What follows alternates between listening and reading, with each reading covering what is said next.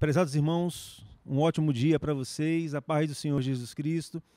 Quero nessa oportunidade, desde já, agradecer a todos pelo carinho e o amor que vocês têm dado a esse trabalho, a vocês adolescentes que têm acompanhado junto com os vossos professores, que têm feito essa obra crescer a cada dia.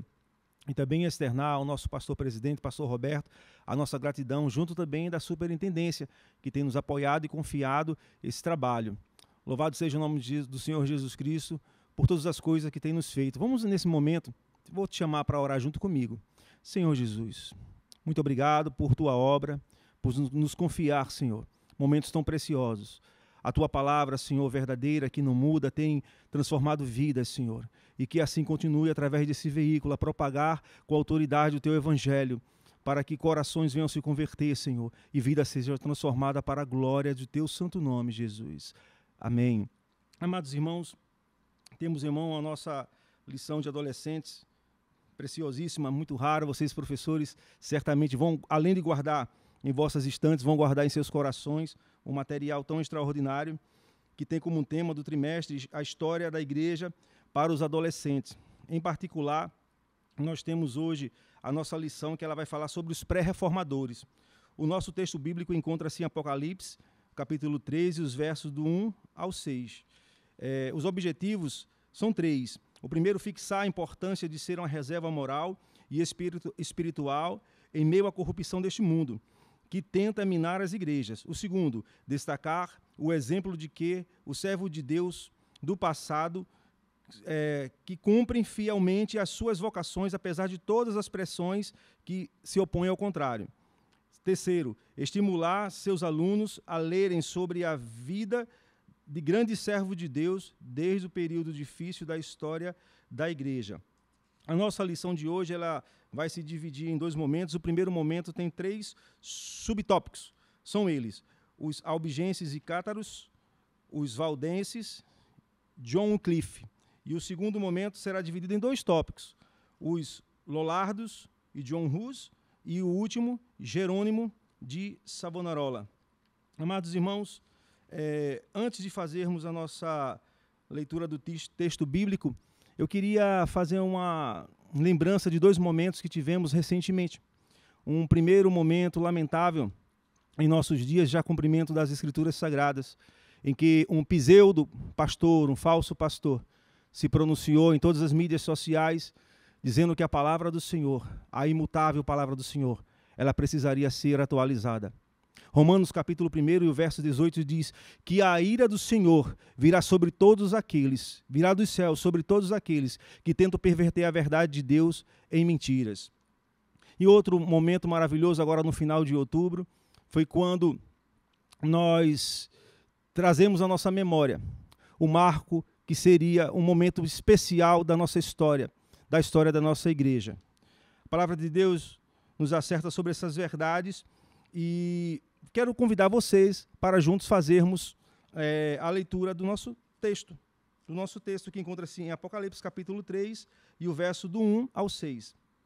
Diz o seguinte: ao anjo da igreja de Sardes, escreve isto, diz quem tem os 7 Espíritos de Deus e as 7 estrelas: conheço as tuas obras, tens nome de que vives, mas estás morto.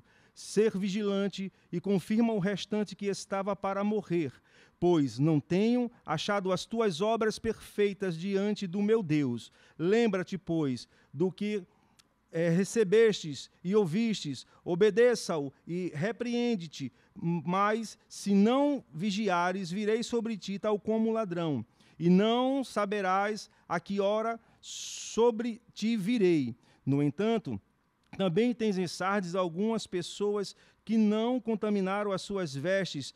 Elas andarão comigo vestidas de branco, pois são dignas. O que vencer será vestido de vestes brancas. De maneira nenhuma arriscarei o seu nome do livro da vida, mas confessarei o seu nome diante do meu Pai, diante dos anjos dos céus. Quem tem ouvido para ouvir, ouça o que o Espírito diz às igrejas. Como havia falado os irmãos há poucos momentos, tivemos no dia 31 de outubro a lembrança de um momento que é o marco da nossa história. Quando momentos antes, lá no passado, de Martinho Lutero pegar com força o seu martelo e quebrar o silêncio daquele dia que seria um dia glorioso na história da nossa igreja, e fixar na porta do castelo de Wittenberg, na porta da igreja de Wittenberg, as suas 95 teses, que por vez iria fragmentar aquele sistema corrompido de uma igreja que apenas tinha a sua imagem superficial daquilo que Deus havia confiado no passado. E temos hoje uma lição que vai falar sobre um tema bastante importante, sobre os pré-reformadores.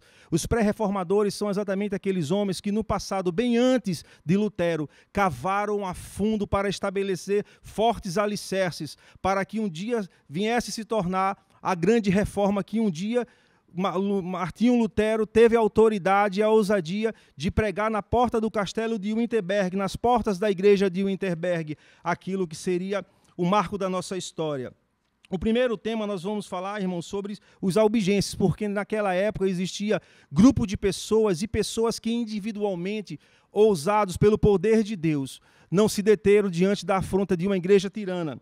Os albigenses, também conhecidos como cátaros, foram homens de Deus que eles lutaram bravamente contra a idolatria da igreja católica, a adoração de imagens, como da mesma forma lutaram contra o sistema que colocava o homem no pedestal, um sistema antropocêntrico, onde colocava o homem no centro das coisas, onde o homem poderia interceder pelo seu pecado, onde o homem seria o intercessor e não seria Deus. Mas também tinha outra categoria de homens chamado os valdenses. Os valdenses, eles foram seguidores de Pedro Valdo, um homem muito rico e bem-sucedido comerciante naquela época.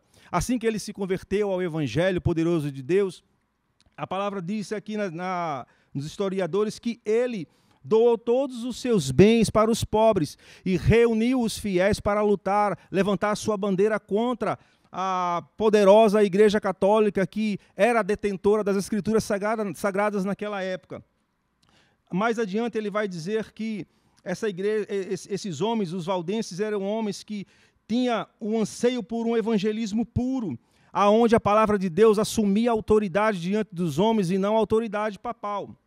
Outro homem de Deus conhecido por John Wycliffe, um homem que dedicou parte da sua vida às Escrituras Sagradas. Ele era conhecido como a estrela da manhã da Reforma. John Wycliffe, o seu maior legado foi traduzir a palavra de Deus para a língua do povo, para a língua da sua nação, da língua do latim, para a língua da sua nação, para o inglês. Naquela época, a palavra de Deus, as Escrituras Sagradas, ela estava nas mãos do alto clero da igreja. E a escritura era na língua do latim. Poucos eram os homens da população tinha condição de poder ter acesso a esse tipo de escritura, a esse tipo de linguagem. Mas movido pelo coração de Deus, esse grande herói da fé, John Wycliffe, ele dedicou parte da sua vida para traduzir as Escrituras Sagradas do latim para a sua língua nativa, para o inglês.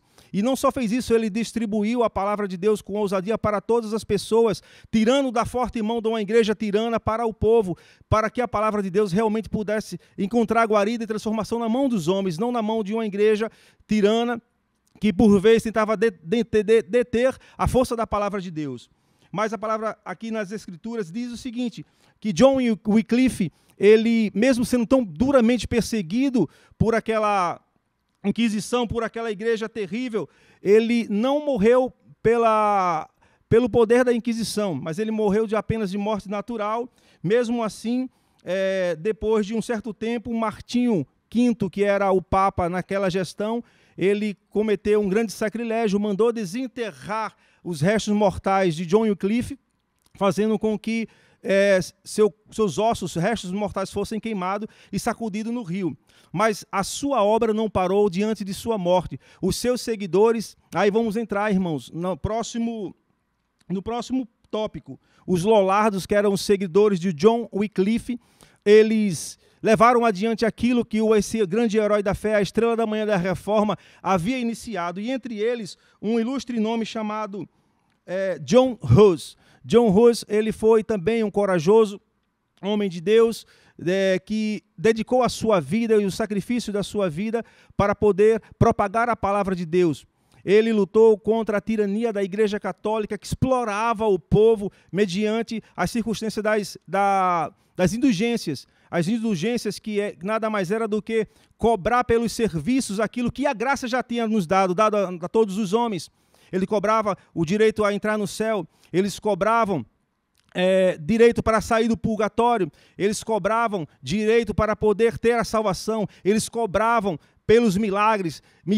E John Hus, ele se posicionava totalmente contra esse sistema maligno e usou toda a sua força para combatê-los. Mas só que aqui na lição vem a discorrer, e através da história, o fim trágico que teve esse homem de Deus. Ele foi perseguido pela fogueira da Inquisição, pelo fogo, as chamas da Inquisição, e foi morto, exatamente queimado, em praça pública, e forçado a negar a sua fé. A lição vem dizer que John Hus, momentos antes de entregar a sua vida a Deus, naquele momento que seria o seu martírio, os últimos momentos de sua vida, ele profetiza e diz: vocês estão matando o ganso. Na sua língua original, Hus, o seu nome significa ganso. Mas daqui a 100 anos, Deus há de levantar um cisne que chamas nenhuma poderão calá-lo e chamas nenhuma poderão matá-lo. Ele estava profetizando a respeito da grande reforma protestante, e exatamente há 100 anos após, as chamas da reforma protestante, pela mão de Lutero, ela se propagou diante de todo o mundo, e a reforma da palavra de Deus, que tirou do poderio de uma igreja tirana para todos os homens até o dia de hoje. Somos vitoriosos por isso. Meus irmãos, ainda falando sobre John Hus, o homem que dedicou a sua vida para a propagação da palavra de Deus. Ele não se deteve diante do flagelo, da perseguição, da tirania de uma igreja que tinha seus fundamentos não na palavra de Deus, mas seus fundamentos no homem.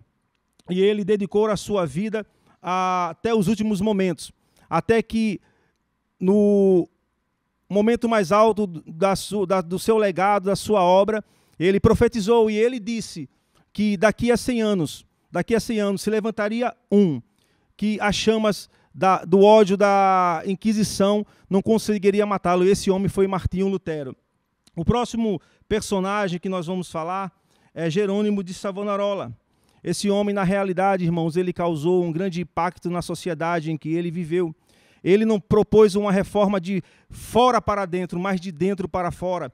A palavra nas Escrituras nos diz a respeito desse homem que ele, por onde passava, reunia multidões de pessoas que vinham ao seu encontro. E uma sociedade que vivia submergida, mergulhada no pecado e na promiscuidade, vinha ouvir os seus sermões. E a proposta da palavra de Deus impactava aquelas vidas, transformando aqueles homens que andavam em pecado para serem seguidores do Senhor Jesus Cristo. Infelizmente, também Jerônimo de Savonarola não teve a mesma sorte que outros homens de Deus tiveram, mas ele morreu também pela fogueira da Inquisição.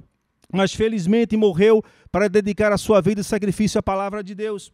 E aqui, irmãos, eu queria relembrar os primeiros momentos da nossa lição de hoje a respeito dessa escolha. A palavra do Senhor em Apocalipse diz à igreja de Sardes que momentos antes existia um povo que na sua aparência eles eram pessoas vivas, mas que na realidade eles estavam mortos.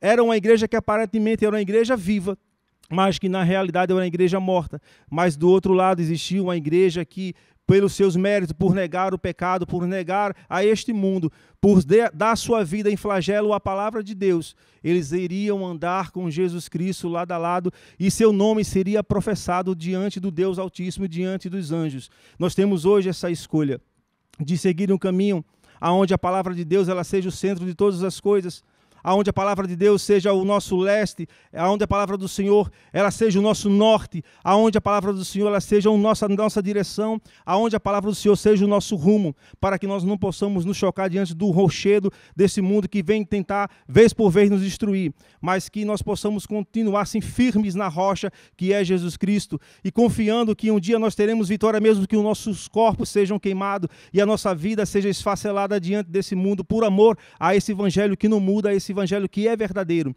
Quero aqui nesse momento agradecer e externar minha gratidão a todos que têm acompanhado esse canal. E agradecer a vocês, professores, que têm dedicado a usar esse subsídio para trazer um pouco mais de conhecimento para a sua classe. E quero também fazer mais um pedido, que vocês compartilhem esse vídeo para que seja cada vez mais uma bênção para a glória do nome de Jesus.